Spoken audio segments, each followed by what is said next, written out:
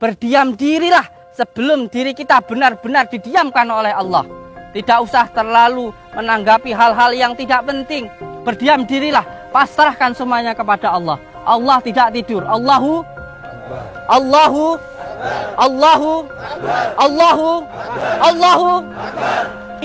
lillah, sudah semuanya karena Allah, bukan karena manusia. Orang mau berkata seperti apapun, itu adalah ujian dari Allah. Ketika kamu dipuji, itu adalah ujian dari Allah. Dan ketika kamu dicaci, dibuli, itu juga ujian dari Allah. Tergantung bagaimana panjenengan. Apakah benar-benar semuanya karena Allah, lillah, benar-benar lillah, namanya lillah karena Allah, atau hanya karena masih makhluk. Kalau kita berbuat karena makhluk, ketika kita berbuat baik, saya sudah berusaha doain orang, saya sudah berusaha nggak tidur malam, mendoakan untuk santri-santri saya, untuk orang yang datang, tapi ternyata saya malah dibully, dicaci. Kalau hanya karena manusia, sudah saya tutup, saya usaha yang lain banyak. Tetapi kalau di jalan Allah, karena Allah, tidak sayang. Apakah itu bisa diceritakan ke orang lain? Tidak sayang. Karena ketika itu diceritakan, orang lain tidak akan percaya dengan kita. Terus ketika orang lain tidak percaya, apakah kita harus memaksa? Tentu tidak. Yang penting sebenarnya tidak menuduh orang lain dan juga tidak menyakiti hati orang lain. Itu yang paling penting. Tidak harus keyakinan kita dipercaya oleh orang. Biarkan dia dengan keyakinannya, kita dengan keyakinan kita. Tetapi jangan sampai mencela. Paham ya? Anak-anakku semuanya, alhamdulillahirabbil alamin. Kita diberikan nikmat oleh Allah Subhanahu wa taala. Nikmat yang berupa kesedihan maupun nikmat yang berupa kesenangan. Semuanya itu adalah nikmat dari Allah Subhanahu wa taala. Oleh sebab itu, ketika diberikan kesedihan jangan terlalu bersedih. Ketika diberikan kesenangan jangan terlalu senang. Karena semuanya itu adalah ujian dari Allah Subhanahu wa taala. Ketika kita diuji pada titik ini, supaya titik yang lebih tinggi lagi kita akan mampu untuk melewati masalah-masalah ini. Sama ketika kita masih sekolah, kita diberikan sebuah soal. Jangan sampai soal itu dijadikan sebuah persoalan. Karena soal itu supaya kita bisa menyelesaikan soal-soal yang lebih berat ke depannya. Dari mulai ke SD kelas 1 mungkin soalnya hanya 1 tambah 1. Tapi nanti ketika sudah naik ke kelas 2 akan lebih naik lagi persoalannya menjadi 2 tambah 2. 2 tambah 2 akan naik lagi menjadi 8 tambah 8. Dan naik lagi bukan hanya tambah-tambahan, tetapi akan menambah lagi perkalian dan pembagian. Oleh sebab itu, ketika panjenengan mendapatkan soal ujian dari Allah, mendapatkan masalah, jangan sampai masalah itu menjadi masalah. Jadikan masalah itu menjadikan diri kita semakin kuat, semakin mendekat kepada Allah Subhanahu wa taala. Karena di dunia ini tidak ada sandaran yang lebih kuat kecuali hanya pada Allah Subhanahu wa taala.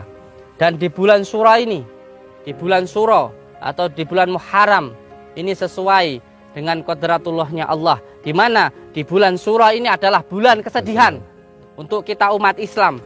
Karena di bulan ini cucu dari baginda Rasulullah Shallallahu Alaihi Wasallam meninggal dunia di kisahnya Karbala. Jadi di sini sudah menjadi sebuah nikmat dari Allah, menjadi sebuah jalan Allah yang diberikan kepada kita, bahwa di bulan ini memang kita tidak boleh bersenang-senang. Kita di bulan ini harus berjuang. Kita di bulan ini harus ikut bersedih karena cucu baginda Rasulullah Shallallahu Alaihi Wasallam meninggal. Dan anak-anakku semuanya, panjenengan yang harus panjenengan pahami bahwa 5 pondasi di dalam padepokan. Yang pertama, berpegang teguh kepada tali Allah. Jalankan sholat. Apapun keadaannya, jangan sampai lepas untuk memegang tali Allah. Bagaimanapun keadaannya. Seumpamanya terkadang panjenengan masih maksiat, belum bisa meninggalkan maksiat, terus jalankan sholat. Jangan sampai ketika panjenengan melakukan sholat lalu tidak mau menjalankan sholat. Ini menjadi godaannya setan. Karena setan itu masuk melalui alladzi yuwaswisu fi syudurin nasi minal jinnati wanas. Was-was. Buat apa saya sholat? Kalau saya masih maksiat nanti saya nggak diterima. Hati-hati. Ini adalah perkataan setan. Ini adalah bisikan setan. Terus amalkan, terus jalankan sholat sampai pada akhirnya panjenengan tidak lagi melakukan maksiat. Itu yang pertama. Yang kedua, santri Padepokan Nurjati harus mengamalkan sholawat. Karena sholawat ini adalah kunci utama kita di dalam hidup di dunia. Dan sholawat adalah kunci utamanya dari setiap doa. Sedangkan doa adalah pusaka, adalah kekuatan terbesar yang kita miliki sebagai muslim. Maka terus jalankan sholat, terus amalkan sholawat sampai pada akhirnya kita tidak lagi melakukan maksiat. Yang ketiga, santri Padepokan Nurjat Sejati harus berbakti kepada orang tua. Karena baik buruknya panjenengan tergantung bagaimana panjenengan ke orang tua panjenengan. Kalau ke orang tua baik, maka hidup kita pasti akan baik. Ridha Allah tergantung dari ridha orang tua. Yang diperintahkan Allah yang pertama sholat, dan yang kedua adalah berbakti kepada orang tua. Ini adalah satu kesatuan, tidak boleh dipisah-pisahkan. Karena ridha Allah tergantung dari ridha orang tua. Walaupun kita sholat, kita setiap hari zakat dan sebagainya, tetapi kalau sampai durhaka kepada orang tua, maka hidup kita pasti akan sengsara. Kalau pengen hidupnya di dunia dan akhirat bahagia, maka harus berusaha untuk membahagiakan orang. Bilang itu aja durhaka kepada orang tua, apalagi kalau sampai berkata yang kasar. Suma'udzubillahi min. Dan ini banyak sekali anak-anakku yang sudah terjadi di Padepokan ini. Banyak orang yang datang ke sini mengatakan dirinya disantet, mengatakan dirinya disihir, selalu sakit-sakitan, usaha selalu bangkrut. Kang, kamu saya ini disantet orang sakit-sakitan. Ketika saya rasakan, ini tentang ilmu rasa, nggih. Ilmu rasa ini tidak bisa diceritakan, bisanya hanya diamalkan. Karena ilmu rasa ini bisanya hanya dirasakan, tapi tidak bisa dicerita. Ketika diceritakan kepada orang, maka akan menjadi sebuah kekufuran atau menjadi kecindikan atau menjadi sebuah fitnah. Kecuali kalau sudah siap untuk dikatakan penipu seperti saya, itu tidak apa-apa. Tapi kalau belum siap, anak-anakku jangan. Ketika panjenengan zikir, merasakan ini dan itu, sudah, tidak apa-apa, dirasakan saja, tidak perlu diceritakan kepada yang lain. Ketika panjenengan meruqyah seseorang, seperti orang Tulungagung yang datang ke sini itu, insya Allah besok saya akan ke sana. Ketika diruqyah keluar paku dari mulutnya, ketika dironsen di rumah sakit ada pakunya sekitar 27, yang terakhir kemarin 9 dironsen di dalam tubuhnya. Apakah itu bisa diceritakan ke orang lain? Tidak, sayang. Karena ketika itu diceritakan, orang lain tidak akan percaya dengan kita. Terus ketika orang lain tidak percaya, apakah kita harus memaksa? Tentu tidak. Yang penting sebenarnya tidak menuduh orang lain dan juga tidak menyakiti hati orang lain. Itu yang paling penting. Tidak harus keyakinan kita dipercaya oleh orang. Biarkan dia dengan keyakinannya, kita dengan keyakinan kita. Tetapi jangan sampai mencela. Paham ya? Itu yang paling utama. Yang ketiga adalah berbakti kepada orang tua. Dan yang keempat adalah baik kepada sesama. Nah, ketika panjenengan berbuat baik ini harus disertai dengan keikhlasan dan juga harus disertai dengan kesabaran. Tidak cukup hanya baik saja, karena kalau baik tidak lillah, nanti akhirnya kita akan ada perasaan yang tidak suka kepada sesama. Contoh, jenengan baik kepada teman, kepada tetangga, kepada orang tua. Jangan sampai berbuat baiknya hanya karena teman, tapi karena Allah. Dan yang kelima, ini santri semuanya harus cinta kepada negara. Karena cinta kepada negara adalah iman kita. Ketika kita cinta kepada negara, itu sebagian dari iman kita. Maka teguhkan pendirian. Jangan mudah untuk diadu domba. Jangan mudah untuk dihasut.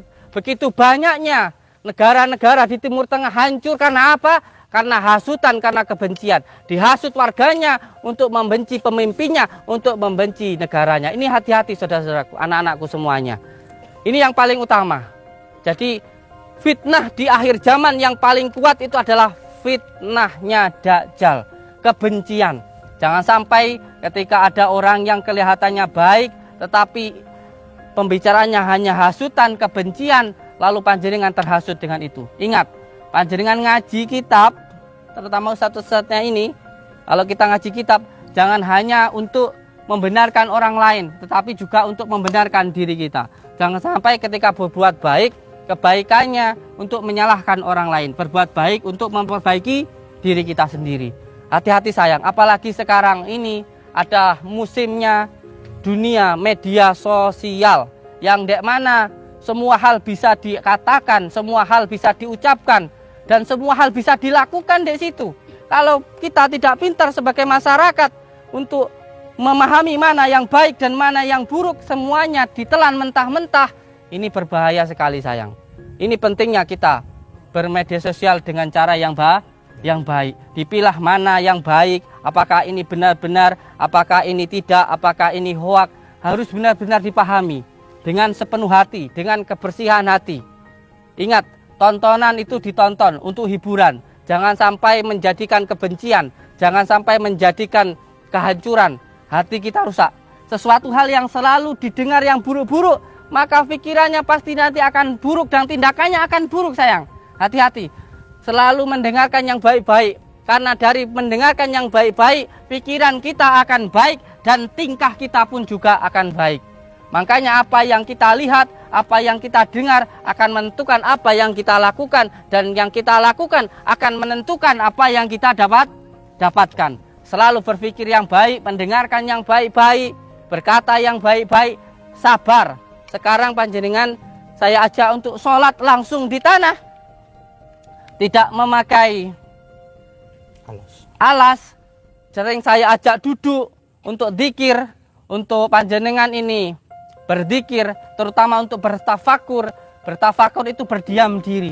Berdiam dirilah sebelum diri kita benar-benar didiamkan oleh Allah. Tidak usah terlalu menanggapi hal-hal yang tidak penting. Berdiam dirilah, pasrahkan semuanya kepada Allah. Allah tidak tidur. Allahu Akbar. Allahu Allahu Allahu Allahu. Jadi ketika panjenengan duduk di tanah, ini supaya panjenengan bisa belajar wataknya tanah. Tanah itu wataknya adalah diam. Tanah itu adalah wataknya sabar. Dan tanah tidak pernah membalas keburukan. Ketika tanah diinjak-injak, ketika tanah dikasih kotoran, ketika tanah diludahi, tapi tanah tetap diam dan bahkan menumbuhkan tanaman untuk kita makan. Makanya ketika panjenengan semuanya tidak memakai sandal seperti ini, sampai saya pernah masuk ke bank disuruh keluar sama banknya, padahal waktu itu saya mau bayar utang, disuruh keluar sama tukang banknya karena saya nggak pakai sandal, karena sudah menjadi kebiasaan saya. Bukan berarti kalau saya itu wali, saya itu kiai, saya bukan kiai, saya bukan wali, saya ini hanya pemulung rongsok. Tetapi saya belajar bagaimana caranya bisa bermanfaat untuk orang lain. Yang penting kita harus berbuat baik. Tetapi ingat anak-anakku, ketika panjenengan berbuat baik, pasti akan diuji dengan ujian dari Allah. Berbuat baik tidak hanya cukup berbuat baik, karena berbuat baik harus lillah. Seperti tadi pagi ketika panjenengan ngaji sama Abah, kita ngaji kitab Safinatun Najah. Bismillahirrahmanirrahim, kelawan nyebut asmane Allah Kang Maha Ar-Rahman, Maha Penyayang, Ar-Rahim, Maha Pengasih. Alhamdulillah utawi sekabehane puji iku lillah. Iku lillah, lillah sudah semuanya karena Allah, bukan karena manusia. Orang mau berkata seperti apapun, itu adalah ujian dari Allah. Ketika kamu dipuji, itu adalah ujian dari Allah. Dan ketika kamu dicaci, dibuli, itu juga ujian dari Allah. Tergantung bagaimana panjenengan. Apakah benar-benar semuanya karena Allah, lillah, benar-benar lillah, namanya lillah karena Allah, atau hanya karena masih makhluk. Kalau kita berbuat karena makhluk, ketika kita berbuat baik, saya sudah berusaha doain orang, saya sudah berusaha nggak tidur malam, mendoakan untuk santri-santri saya, untuk orang yang datang, tapi ternyata saya malah dibully, dicaci. Kalau hanya karena manusia, sudah saya tutup, saya usaha yang lain banyak. Tetapi kalau di jalan Allah, karena Allah, tidak sayang. Saya ditempatkan oleh guru saya di Blitar, karena memang sudah pasnya saya di Blitar, sudah tahu tempatnya di sini. Oleh sebab itu sama kiai saya berada di tempat ini. Jadi untuk semua anak-anakku, panjenengan semuanya sekarang apa aja untuk bertafakur, berdiam diri, jangan terlalu banyak berdiam, jangan banyak terlalu bergerak, tapi lebih banyak berdiam, memasrahkan semuanya kepada Allah. Lemah, teles, Gusti Allah yang, jadi semuanya dipasrahkan sama Allah. Santri harus sabar.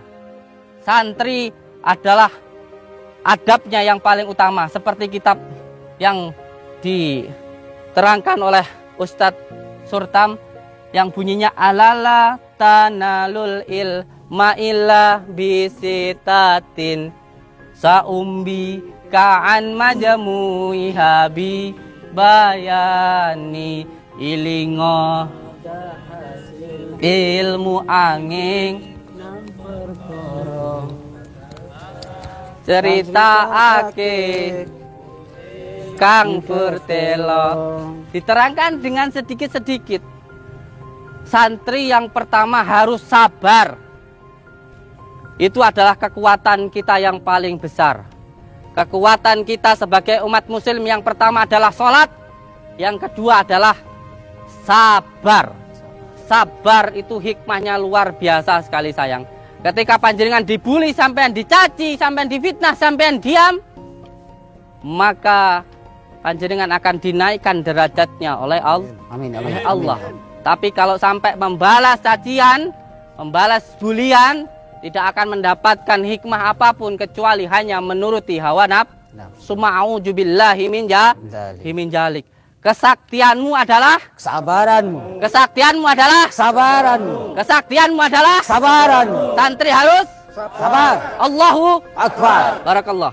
Sekarang kita jalankan tafakurnya, sholatnya, dan ketika sholat saya minta untuk tidak usah di video. Saya ucapkan terima kasih untuk semua saudara-saudaraku. Selalu berpegang teguh kepada tali Allah, jalankan sholat, amalkan sholawat, berbakti kepada orang tua dan baik kepada sesama. Assalamualaikum warahmatullahi wabarakatuh. Qomat. Allahu Akbar, Allahu Akbar. Asyhadu an la ilaha illallah, asyhadu anna Muhammadar Rasulullah. Hayya 'alas shalah, hayya 'alal falah.